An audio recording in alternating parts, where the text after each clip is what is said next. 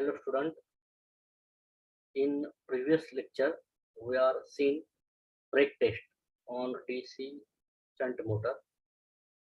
Previous lecture ला आपण DC shunt motor वरती ब्रेक टेस्ट कंडक्ट केलेली होती. तर ब्रेक टेस्ट कंडक्ट करण्यासाठी लागणारा जो काय एक्सपेरिमेंटल सेटअप होता, ऑब्झर्वेशन, त्यानंतर सर्किट डायग्राम, त्यानंतर त्याची जी काही प्रोसिजर असेल, ऑब्झर्वेशन टेबल असेल, ऍडव्हान्टेजेस डिसएडव्हान्टेजेस आणि कॅल्क्युलेशनचा पार्ट आपण पाहिलेला होता. ह्या लेक्चरला आपण पाहणार आहोत जो काय डीसी मोटर स्टार्ट करण्यासाठी सर्वात युजफुल असा पॅरामीटर म्हणजेच तो म्हणजे स्टार्टर. स्टार्टर हा सर्वांना माहितीच आहे की प्रत्येक मशीनला स्टार्ट होण्यासाठी हा एक इम्पॉर्टंट पार्ट आहे. तर नेसेसिटी ऑफ स्टार्टर सर्वांनी समजून घ्या. नेसेसिटी ऑफ स्टार्टर मीन्स सर्वांना माहिती आहे की voltage equation of DC motor. तर सर्वांनी स्क्रीनवर पाहू शकताय तुम्ही.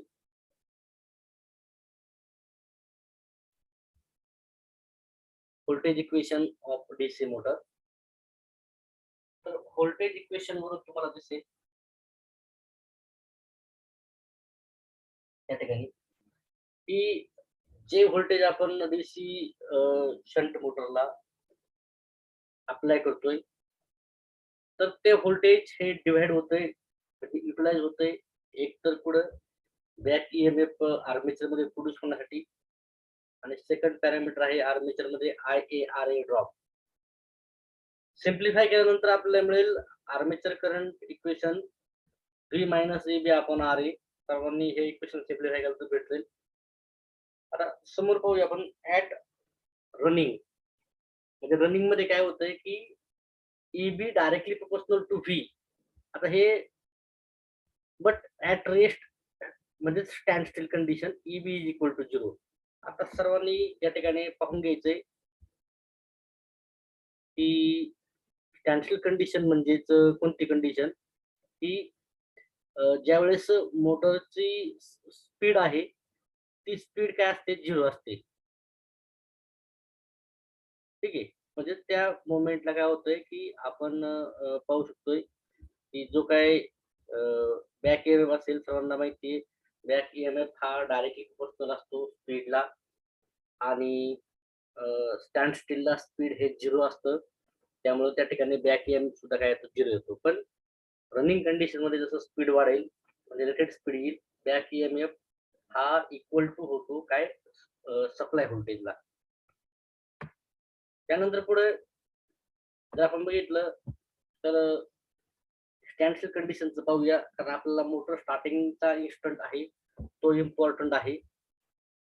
आणि त्याच्यावरून आपण पाहूया की जो आर्मेचर करंट आहे तो काय येतोय, V अपॉन RA येतोय. म्हणजेच या ठिकाणी जर बघितलं इक्वेशन सिम्प्लिफाय होतंय. इक्वेशन सिम्प्लिफाय झाल्यानंतर सर्वांना हे दिसेलच.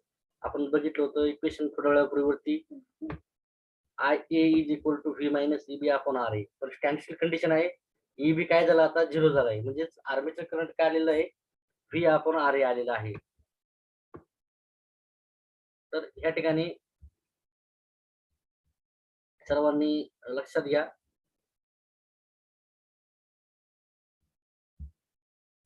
तर या ठिकाणी स्टँड स्टिलला बॅक ईएमएफ हा 0 झाल्यामुळे आर्मेचर करंट आलेला आहे V अपॉन RA. तर स्टार्टिंगला सर्वांना माहिती आहे की आपण स्विच ऑन केल्या काय होतंय की सप्लाय व्होल्टेज या ठिकाणी रेटेड अप्लाय होतंय. म्हणजे V आपण म्हणूया 220 व्होल्ट डीसी सप्लाय अप्लाय झाले आपण RA.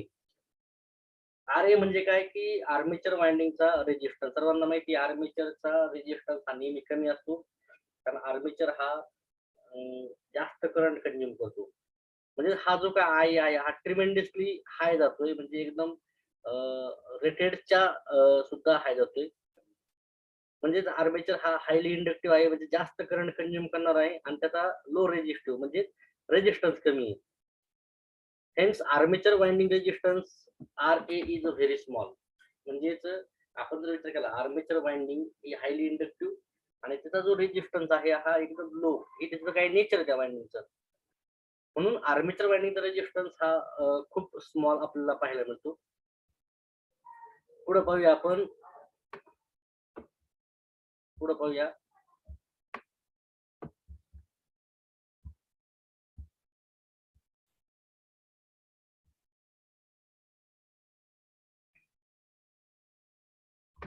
जर पुढे पाहिलं आपण तर आपल्याला सर्वांना दिसेलच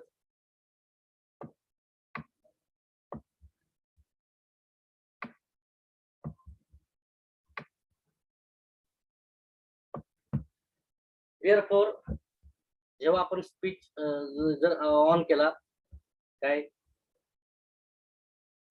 स्विच ऑन केला, supply voltage becomes appear across the armature winding. म्हणजे तो फॉर्म्युला बघितला आपण, IA is equal to V upon RA.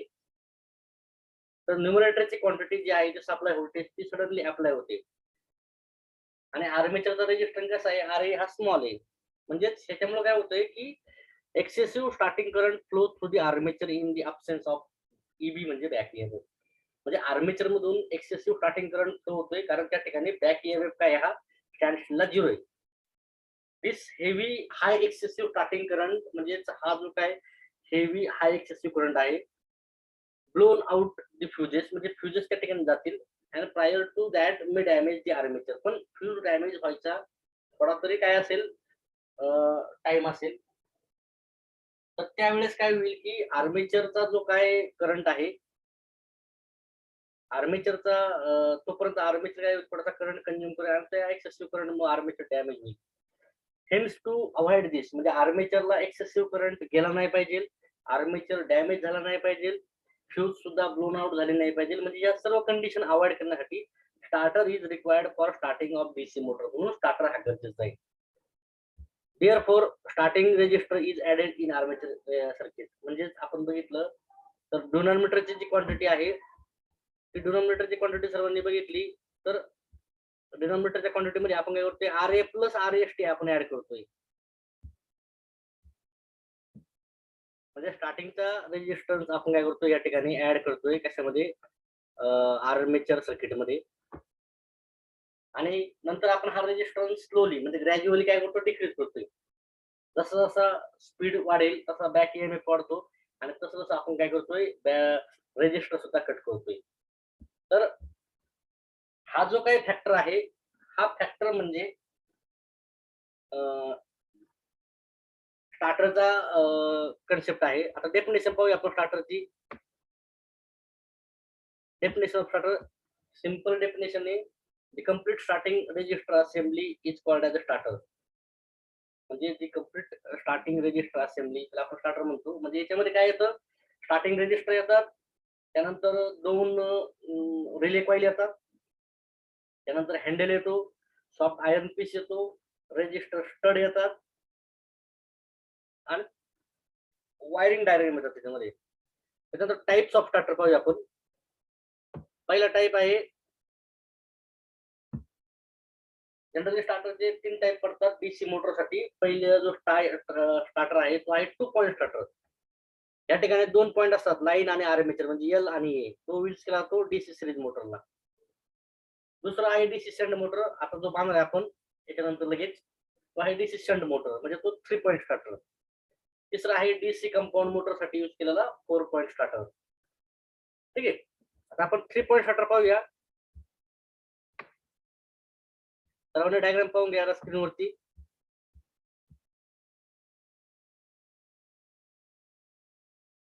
Diagram सर्वांना क्लिअर दिसत असेलच.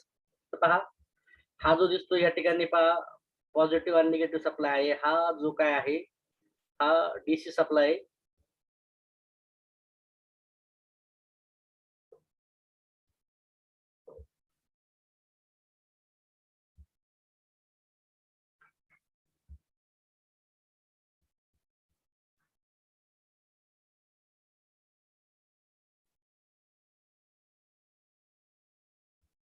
तर हा पहा डीसी सप्लाय आहे प्लस आणि मायनस. तर याच्यामध्ये पहा ही तुम्हाला 3 पॉईंट दिसतील एल, एफ आणि A. L stands for line, F stand for field आणि ए स्टँड फॉर आर्मेचर. या ठिकाणी पहा आर्मेचर ए आणि फील्ड एफ हे दोन्ही कसे एकमेकांना पॅरलल आहेत, म्हणून ही कोणती आहे डीसी शंट मोटर आहे. आणि पुढे आपण जर बघितलं तर हा जो काही पॉझिटिव्ह आणि निगेटिव्ह पॉईंट आहे, तर याच्यातला जो काही पॉझिटिव्हचा जो सप्लाय आहे तो स्टार्टिंगला टॅप केलेला आहे आणि तो कुठे गेलेला आहे M2 ला गेलेला. पहा M2 म्हणजे हा, याला दुसरं नाव आहे ओव्हरलोड रिलीज. ओव्हरलोड रिलीज म्हणजे ज्यावेळेस करंट वाढतो तो एक्सेसिव्ह करंट सप्लाय करून ड्रॉ होतो, त्यावेळेस काय होतंय की ओव्हरलोड रिलीज कसा काम करतोय ते पहा. तर याच्यामध्ये काय होतंय, खाली एक लिव्हर ऍड केलेलं आहे. ज्यावेळेस एक्सेसिव्ह करंट फ्लो होईल त्यावेळेस काय होईल, याचं मॅग्नेटिक फील्ड इन्क्रीज होईल. हा जो काय लिव्हर आहे हा मेटलचा बनलेला आहे, हा लिफ्ट होईल म्हणजे वरती उचलला जाईल. त्यावेळेस काय होतील, हे दोन्ही टर्मिनल काय होतील, शॉर्ट होतील. हे दोन्ही टर्मिनल शॉर्ट झाले तर हे दोन्ही टर्मिनलचा सप्लाय कुठे गेलेला आहे, ह्या M1 ला गेलेला आहे. म्हणजेच M1 ला काय होतंय की जे काही व्होल्टेज आहे ते सडनली झिरो होते. कशामुळं, या ठिकाणी एक्सेसिव्ह करंट आल्यामुळं. आणि इथं जे काही मॅग्नेटिक फील्ड आहे ते झिरो झाल्यामुळे काय झालंय, हा जो हँडल आहे हा बॅक पोझिशनला जातोय. कारण हँडल होल्ड करण्यासाठी मॅग्नेट लागतोय. पहा हा काय करतोय, याला दोन फंक्शन आहे. एक तर हँडलला होल्ड करतोय मॅग्नेटिक फील्ड पासून, आणि दुसरं एक्सेसिव्ह करंट ज्यावेळेस फ्लो होतोय म्हणजे M2 डिटेक्ट करतोय. M2 डिटेक्ट केला तर हा लिव्हर काय होईल, लिफ्ट होईल. हे दोन टर्मिनल काय होतील, शॉर्ट होतील. शॉर्ट झाल्यानंतर काय होईल, या ठिकाणी डायरेक्ट जे काही व्होल्टेज आहे ते झिरो होईल. म्हणजे तिला आपण म्हणतो नो व्होल्ट कॉईल म्हणतो, NVC म्हणतो आपण. आणि नो व्होल्टेज असल्यामुळे काय होईल, इथलं मॅग्नेटिक फील्ड झिरो होईल आणि जो काय हँडल आहे तो परत बॅकला जाईल. म्हणजे मोटर ऑटोमॅटिकली काय होईल, स्टॉप होईल. आता परत पहा, सप्लाय M2 मधून कुठे गेलेला आहे, स्प्रिंगच्या इथं गेलेला आहे ह्या सेंटर पॉइंटला. इथून हा डायरेक्ट कुठे गेलेला आहे, हँडल मधून, हँडलच्या इंटरनल पार्ट मध्ये कनेक्शन आहे. तर ह्या स्टडला होईल 1 2 3 4, हे काय स्टार्टिंग रजिस्टर आहे. तर हा काय आहे पहा, सोयीचे आपण म्हणूया स्टार्टिंगला आपण 100 ओहम रेजिस्टर ऍड केलाय. हा 25 आहे, हा 25, हा 25 आणि हा 25. म्हणजे स्टार्टिंगला जो काय रेजिस्टर आहे तो 100 ओहमचा ऍड होईल. ज्यावेळेस ते टच होईल पहा, हा जो काय हँडल आता पोझिशनला आहे H, हा पी सॉफ्ट आयर्न पीस आहे आणि हा स्टॉपर आहे. म्हणजे याच्या खाली हँडल येऊ शकत नाही. तर हँडलला स्प्रिंग वाउंड केलेली, अपोजिटली वाउंड केलेली पहा, अपोजिट डायरेक्शनने. हा फिक्स सपोर्ट आहे. आणि हा जो काय हँडल आहे आपण क्लॉकवाईज डायरेक्शनने मूव्ह करणार आहे. म्हणजेच आपण हा जो काय हँडल आहे तो क्लॉक डायरेक्शन मूव्ह करणार, स्लोली मूव्ह करणार आहे. पुढं M1 पर्यंत करणार आहे. आणि हा जो सॉफ्ट आयर्न पीस आहे हा पी, हा या M1 मध्ये जाऊन काय होतं, होल्ड होते, कारण त्याचं मॅग्नेटिक फील्ड आहे. पुढे ज्यावेळेस हा इथं टच होईल त्यावेळेस पहा, इथं डायरेक्ट सप्लाय कुठं जातोय, या ठिकाणी ह्या कॉईलला जातो, कुठल्या फील्डच्या म्हणजे M1 ला जातोय. आणि M1 मधून तो कुठं आलेला आहे, परत सर्वांनी पहा या ठिकाणी आलेलं आहे. कशाला, त्या लिव्हरच्या टर्मिनल दुसऱ्या टर्मिनलला आलेलं आहे. म्हणजे याचं जे एक टर्मिनल आहे पहा, ते एक टर्मिनल कुठे गेलेलं आहे, फील्ड वाइंडिंगला गेलेलं आहे पहा. म्हणजे हे जे टर्मिनल आहे ते डायरेक्ट कुठे गेलेलं आहे, फील्ड वाइंडिंगला गेलेलं आहे. म्हणजे इथून पुढे काय चालू झालं, रोल चालू झाला कशाचा, M1 चा. फील्डला सप्लाय देतोय. आणि दुसरी, ज्यावेळेस हा आर्मेचर पहा, हे सर्व रेजिस्टर आर्मेचरच्या सिरीज मध्ये आलेले आहेत आणि मगच आर्मेचरला सप्लाय जाते. म्हणजे एक्सेसिव्ह जो करंट आहे आपण बघितलं IA is equal to V upon RA. तर IA is equal to V upon हा RA प्लस R ऍड झालेला आहे. म्हणजे हा R किती आहे, 100. RA सपोज आपण किती म्हणू, 2 एम्पियर. सप्लाय व्होल्टेज किती आहे, 220. म्हणजे 220 अपॉन 2 प्लस 100 म्हणजे तो करंट लिमिट मध्ये आलाय. 102 अपॉन 220 डिवाइडेड बाय 102 म्हणजे तो करंट 2.1 2.2 च्या रेंज मध्ये आलेला आहे. आणि मोटर काय होते, एक्सेसिव्ह करंट घेण्यापासून प्रिव्हेंट होते. तर ही याचं कन्स्ट्रक्शन आहे. पाहूया आपण one by one. This starter has 3 terminals. या स्टार्टरला 3 टर्मिनल असतात. पहिलं टर्मिनल आहे LAF, म्हणून याला 3 पॉईंट स्टार्टर म्हणतो आपण. 3 टर्मिनल म्हणून 3 पॉईंट स्टार्टर. आणि 3 टर्मिनल कोणते, लाईन, आर्मेचर आणि field. L is connected to line, A is connected to armature, F is connected to field. आता कन्स्ट्रक्शन मी अगोदर सांगितलेलं आहे. पहिला पॉईंट बघा, it consist of starting register R, म्हणजे हा पहा स्टार्टिंग रेजिस्टर सर्वांना, which is subdivided into number of studs. 1 to 5 म्हणजे हे तुम्हाला स्टड आहेत 1 2 3 हे स्टड आहेत त्याचं सब डिवाइड केलेलं आहे. म्हणजे आपण रजिस्टर स्टेप वाईज मॅनर मध्ये काय केलेलं आहे कनेक्ट केलेलं आहे. पुढे पाहूया. आता हा हँडल दिसतोय, हँडल आपण एस ने रिप्रेझेंट केलेला आहे. हँडलला सॉफ्ट आयर्न पीस हा पी ने इंडिकेट केलेला आहे. एस ही स्प्रिंग आहे. स्टॉपर दाखवलेला आहे. M1 म्हणजे नो होल्ड कॉईल. त्याच्यानंतर M2 म्हणजे ओव्हरलोड रिलीज. हे कंस्ट्रक्शन मध्ये पाहणार आहे पहा आता.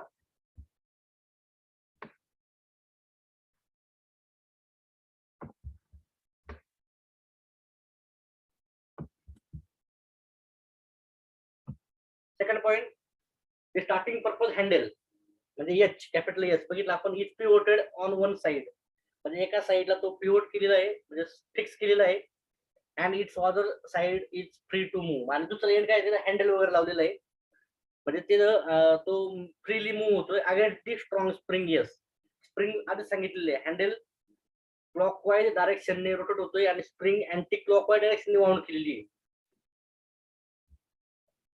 Third point handle H makes contact with each stud जो काय हँडलचा जो स्टड हँडल एच आहे तो प्रत्येक स्टडला काय करतोय कॉन्टॅक्ट करतोय at the same time with brass arc B during the starting operation. त्यावेळेस काय होतंय की जो काय आर्क म्हणजे थोडक्यात ते त्या ठिकाणी स्पार्किंग झालेली आपल्याला पाहायला मिळते.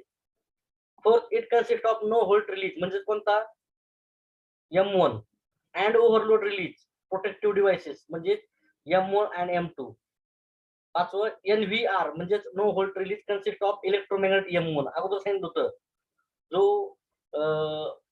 जो काही सॉफ्ट आयर्न पीस आहे पी त्याला होल्ड करतोय and hinge soft iron piece P तो काय करतोय सॉफ्ट आयर्न पीसला हिंज करतोय कॅरीड बाय स्टार्टिंग हँडल आणि हा सॉफ्ट आयर्न पीस कुठे हँडललाच आपण कनेक्ट केलेला आहे.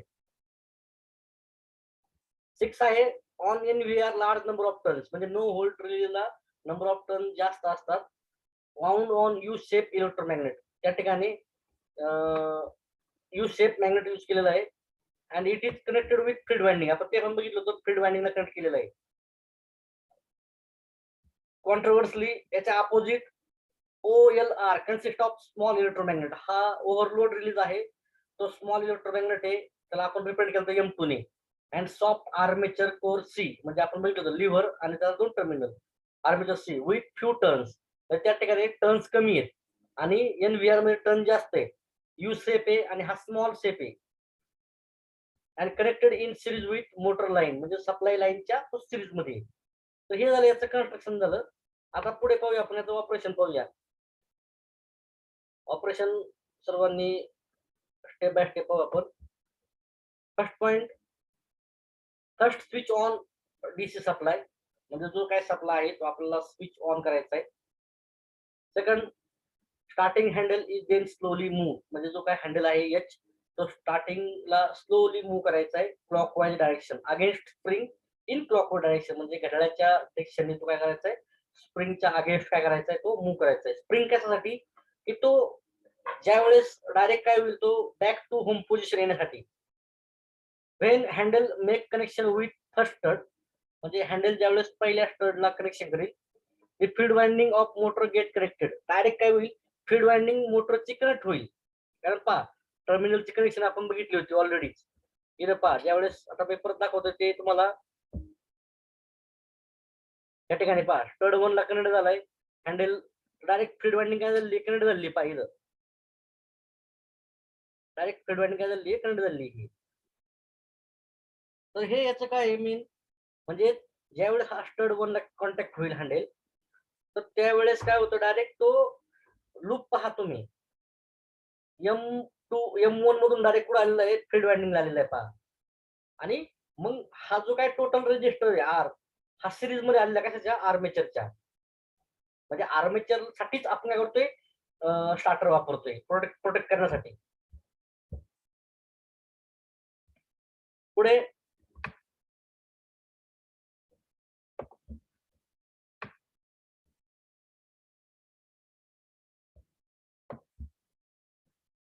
दुसरा पॉईंट पाहतो आपण म्हणजे हँडल ज्यावेळेस फर्स्ट स्टडला कनेक्ट होईल, field winding of motor get connected directly across line, म्हणजे डायरेक्ट जो काही सप्लाय आहे लाईनचा तो डायरेक्ट फील्ड वाइंडला जाईल थ्रू NVR म्हणजेच no volt release and entire starting register म्हणजे जो काय आर आहे 1 2 3 4 5 स्टडचा तो डायरेक्ट पुढे येईल आर्मेचरच्या सिरीज मध्ये येईल. म्हणजे आर्मेचरला आपण काय केलंय रजिस्टर ऍड केलेलं आहे. Fourth, as handle move further in starting register, म्हणजे आपण जसं जसं हँडल पुढे पुढे मिळू स्टार्टिंग रजिस्टर काय होतंय ग्रॅज्युअली कट म्हणजे कमी होते. म्हणजे 1 चा 2 ला गेला 2 चा 3 ला जाईल. म्हणजे आता 1 to 2 काय झालाय कट झालाय. म्हणजे 25 ओम काय झालाय फॉर एक्झाम्पल कट झालाय. त्यानंतर finally handle reaches at running position म्हणजे तो स्टड नंबर 5 ला येतोय. Final stud or stud number 5 म्हणजे शेवटच्या स्टडला. Starting resistor is completely cut off म्हणजे काय होतं स्टार्टिंग रजिस्टर आता 0 झालेला आहे आणि motor start operating on full speed म्हणजे मोटरचा आता फुल स्पीड मिळालेली आहे आपल्याला. Electromagnet M1 of NVR hold handle H, त्यावेळेस काय होतंय जो काय M1 आहे म्हणजे नो व्होल्ट रिलीजचा इलेक्ट्रोमॅग्नेट तो आता जो काय होल्ड करतोय म्हणजे जो सॉफ्ट आयर्न पीस आहे पी त्याला तो मॅग्नेटिक फील्ड तयार झाल्यामुळे तो अट्रॅक्ट होतोय तिथं आणि अगेन्स्ट स्प्रिंग, कारण स्प्रिंग त्यावेळेस काय होईल स्प्रिंगचा फोर्स आपल्याला माहिती की होल्ड केल्याशिवाय स्प्रिंगचा फोर्स काय स्प्रिंगच्या फोर्स पेक्षा मॅग्नेटचा होल्ड हा स्ट्रॉंग पाहिजे. म्हणजे इथं ही डायग्राम पाहूया आपण.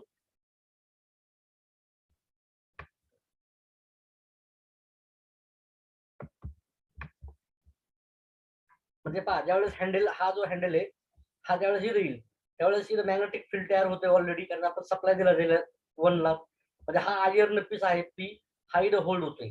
पण या स्प्रिंगच्या फोर्स पेक्षा याचं मॅग्नेटिक फोर्स काय पाहिजे जास्त पाहिजे तरच काय होईल तो होल्ड करू शकतो. आता ज्यावेळेस काय होईल पहा ज्यावेळेस मोटर लोड वाढला म्हणजे काय होईल लोड वाढल्यानंतर टोटल करंट या ठिकाणी सप्लाय कडून जास्त घेतला जाईल. M2 कडून काय होईल जास्त करंट ड्रॉ होईल ह्या इलेक्ट्रोमॅग्नेटकडून पास होईल. इथं मॅग्नेटिक फील्ड जास्त प्रोड्यूस होईल. जास्त प्रोड्यूस झाल्यानंतर हा जो काय आर्मेचर सी आहे हा डायरेक्ट लिफ्ट होईल कारण हा मॅग्नेटिक मटेरियलचा बनलेला आहे मेटलचा. हे दोन टर्मिनल काय होतील शॉर्ट होतील. शॉर्ट झाल्यानंतर काय पाहायचं एक टर्मिनल इथं गेलेलं आहे डायरेक्ट M1 ला आणि इथं लुपिंग टाकून कुठे गेलं डायरेक्ट M1 ला गेलेलं आहे पहा. म्हणजे इथं काय होईल शॉर्ट झाल्यामुळे सर्वांना माहिती शॉर्ट सर्किट याच्यामध्ये शॉर्ट सर्किट असल्यामुळे व्होल्टेज 0 होतंय. 0 झाल्यामुळे काय होतंय तिथलं मॅग्नेटिक फील्ड 0 होतंय. मॅग्नेटिक फील्ड झालं स्प्रिंग टेन्शनमुळे काय होतंय हा हँडल परत होम पोझिशनला म्हणजेच बॅकवर्ड डायरेक्शनला मूव्ह होतोय. तर हे याचं फंक्शन आहे. पुढे तर हे झालं हँड काय झालंय ऑपरेशन झाले स्टार्ट होतं. आता पुढे आपण पाहूया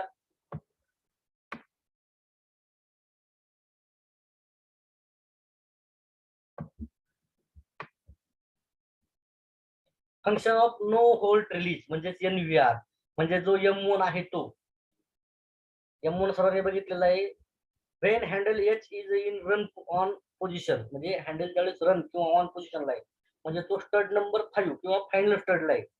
स्मॉल आयर्न पीस पहा हँडलला जो हँडल कॅरी करतोय अट्रॅक्ट बाय इलेक्ट्रोमॅग्नेट M1 तो M1 म्हणजे ह्या इलेक्ट्रोमॅग्नेट अट्रॅक्ट होतोय आणि is energize by field current आणि तो जो काय इलेक्ट्रोमॅग्नेट M1 आहे त्याला एनर्जी कुठून भेटते फील्ड करंट कडून भेटते IF और ISS flowing through the coil म्हणजे त्या कॉइल मधून फ्लो झालेला. Therefore M1 is also called as hold up magnet म्हणजे त्याला नो होल्ड रिलीज पण म्हणतो. ते का म्हणतो आपण ते पाहिलेलंच आहे पण त्याला होल्ड ऑन मॅग्नेट म्हणतोय. And it's coil is also called as hold on coil म्हणजे कॉइल होल्ड करते कशाला सॉफ्ट आयर्न पीसला हँडलच्या म्हणजे हँडल तो रन पोझिशनला राहतोय म्हणून. सेकंड पहा सर्वांनी इफ सप्लाय फेल्स म्हणजे सप्लाय डायरेक्ट काय झाला 0 झाला किंवा पॉवर कट झाली और स्विच ऑफ.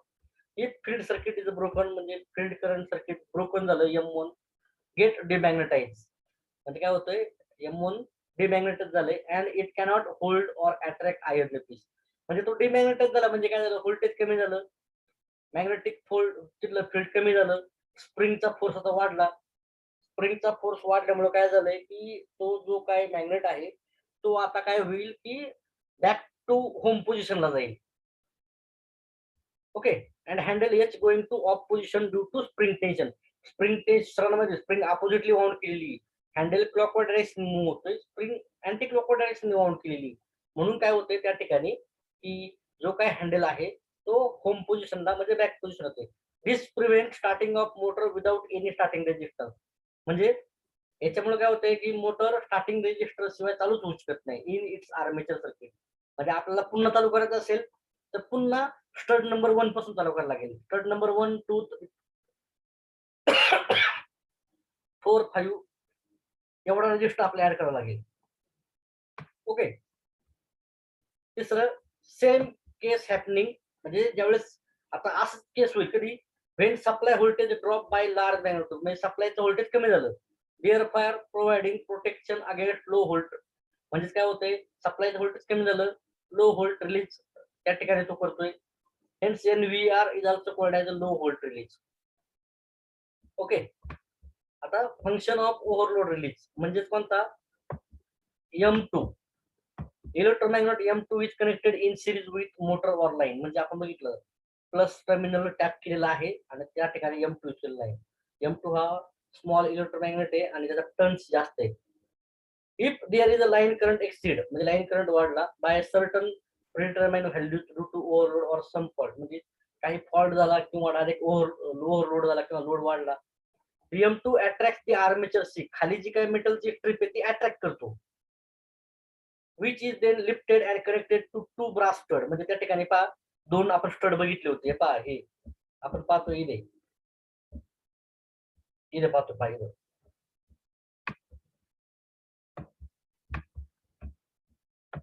हा M1 म्हणजे ओव्हरलोड आपण बघितला, नो व्होल्ट रिलीज, त्याच्यानंतर लो व्होल्ट रिलीज आपण त्याला म्हटलेलं आहे. पहा हा M2 म्हणजे हा सी आर्मेचर हा लिफ्ट होतो आणि हे दोन स्टड आहेत या ठिकाणी काय होतं शॉर्ट सर्किट होतं पहा. ओके. पुढे पाहूया.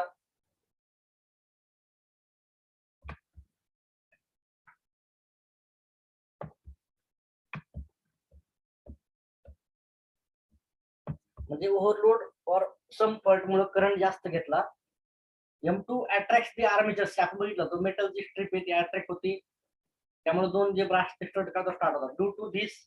याच्यामुळे काय होते NVR इज शॉर्ट सर्किट, म्हणजे जी काही नो व्होल्ट रिलीज आहे म्हणजे जो काही M1 आहे तो शॉर्ट सर्किट होतो अँड ऑफ, आणि त्या ठिकाणी शॉर्ट सर्किट झाल्यामुळे व्होल्टेज 0. त्यानंतर पुढे आपण पाहतो सर्वांनी व्होल्टेज 0 झाल्यानंतर तिथलं मॅग्नेटिक फील्ड 0 होतं, डिमॅग्नेटाइज होतो आणि हँडल परत ऑफ पोझिशन लागतो.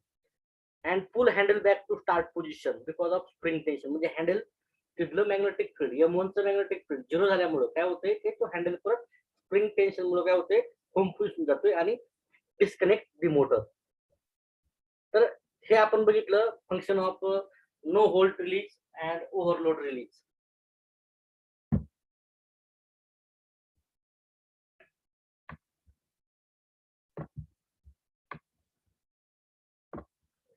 Overload release can be set for different values. आपण बघतो ओव्हरलोड रिलीज आपण त्याला रेंज करंटच्या रेंज सुद्धा आपण त्याला सेट करू शकतो of current by adjusting the position of C.